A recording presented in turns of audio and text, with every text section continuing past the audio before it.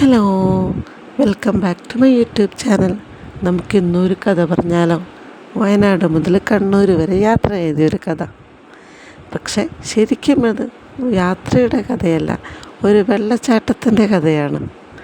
നമ്മൾ വയനാട്ടിൽ നിന്ന് കയറി കണ്ണൂരേക്ക് എത്തുമ്പോഴേക്കും നെടുമ്പുൽ ചുരമുണ്ട്. വളഞ്ഞു പൊളിഞ്ഞു കിടക്കുന്ന ഒരു ചുരം. അവിടെ ഒരു വെള്ളച്ചാട്ടമുണ്ട്. ആ വെള്ളച്ചാട്ടത്തിൻ്റെ കഥയാണ് നമുക്കിന്ന് പറയാനുള്ളത്. ശരിക്കും വയനാടിൽ നിന്നും കണ്ണൂരേക്ക് ആ നെടുമ്പുൽ ചുരം കൂടി വരുമ്പോൾ ഒരു വൈബുണ്ടല്ലോ.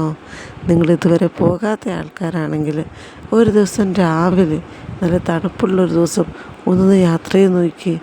ഒരു കോട മഞ്ഞും തണുപ്പും, എൻ്റെ അമ്മോ, നിങ്ങൾക്ക് ഇതുവരെ കിട്ടാത്തൊരു വൈബായിരിക്കും.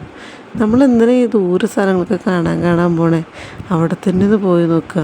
നമ്മുടെ തൊട്ട് മുമ്പിൽ കാണുന്ന സ്ഥലമല്ലേ ഈ കാണുന്നതാണ് ആ വെള്ളച്ചാട്ടം. വെള്ളച്ചാട്ടത്തിൽ അവിടെ കുറേ എന്തൊക്കെയോ പഞ്ചായത്തുകാർ അവർക്ക് ഒരുപാട് റെസ്ട്രിക്ഷൻസൊക്കെ എഴുതി വെച്ചിട്ടുണ്ട്. അതെന്തോ ആവട്ടെ, ഈ കാണുന്ന കണ്ടില്ലേ, അതാണ് ആ വെള്ളച്ചാട്ടം.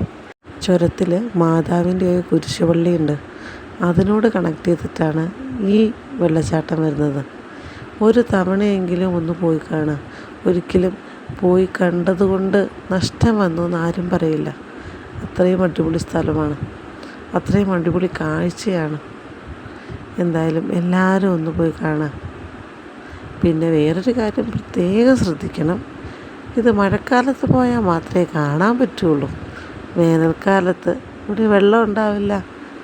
അതുകൊണ്ട് മഴക്കാലത്ത് തന്നെ പോകണം ഇത് കാണണമെങ്കിൽ. എല്ലാവരും ഒന്ന് ഈ സമയം കിട്ടുമ്പോൾ, അല്ലെങ്കിൽ എപ്പോഴാണോ പോകാൻ പറ്റുന്നത് ആ ടൈമിൽ ആ നെടുമ്പുൽ ചുരം കൂടി ഒന്ന് പോയി നോക്കി. നിങ്ങൾക്ക് വേറെ എവിടെയും കിട്ടാത്തൊരു വൈബ് ഫീൽ അവിടെ കിട്ടും.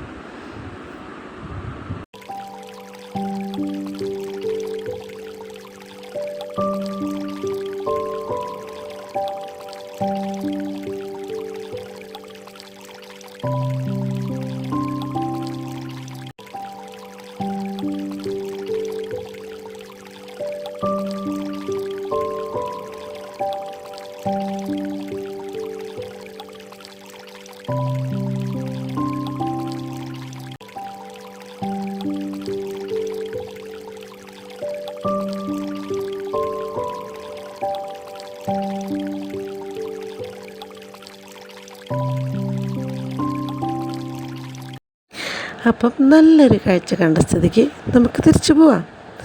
താല്പര്യമുള്ളവരുടെ ഇൻസ്റ്റാഗ്രാം ഐ ഡിയും കൂടി ഒന്ന് ഫോളോ ചെയ്യാം. Thank you.